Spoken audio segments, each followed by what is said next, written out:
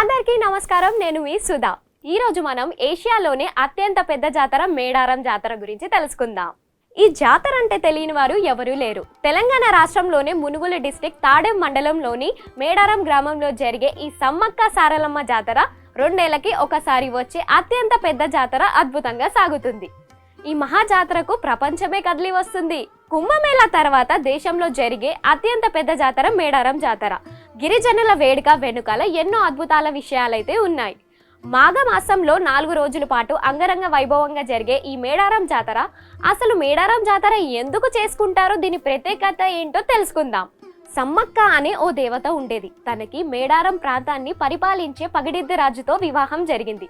వారికి 3 సంతానం కలిగి ఉన్నారు. సారలమ్మ, ఇంకొకరు జంపన్న, నాగులమ్మతో వాళ్ళ కుటుంబం సంతోషంగా ఉండేది.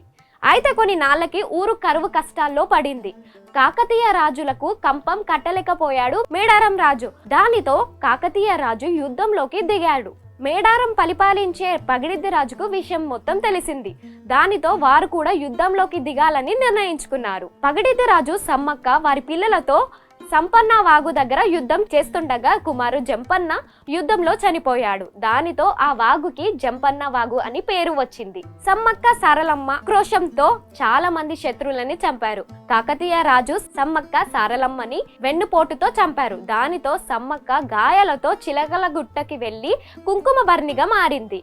సారలమ్మ మేడారంలోనే కుప్పకోలిపోయింది. ఇది అంతా జరిగి 100 సంవత్సరాలు అవుతుంది. ఇప్పటికీ సమ్మక్క తన భక్తులని కాపాడుతుందని ప్రజల నమ్మకం. అందుకే మాఘమాసంలో ప్రతి 2 సంవత్సరాలకి ఈ జాతరను చేస్తారు. ప్రతిసారి కోయదొరల చేతుల మీదుగా జరిగే ఈ జాతర కానీ మొట్టమొదటిసారి గవర్నమెంట్ చేతుల మీదుగా జరుగుతుంది. రాష్ట్రం నలుమూల నుంచి రాకపోకలకి 1000 పైగా బస్సులను అందుబాటులో ఉంచారు. పోలీస్ సిబ్బందిని 1000 నుంచి 2000 మంది దాకా ఉంచారు. చూసారు కదా మేడారం జాతర గురించి. మళ్ళీ సరికొత్త టాపిక్స్ మళ్ళీ మేము ముందంట. అంతవరకు స్టే ట్యూన్.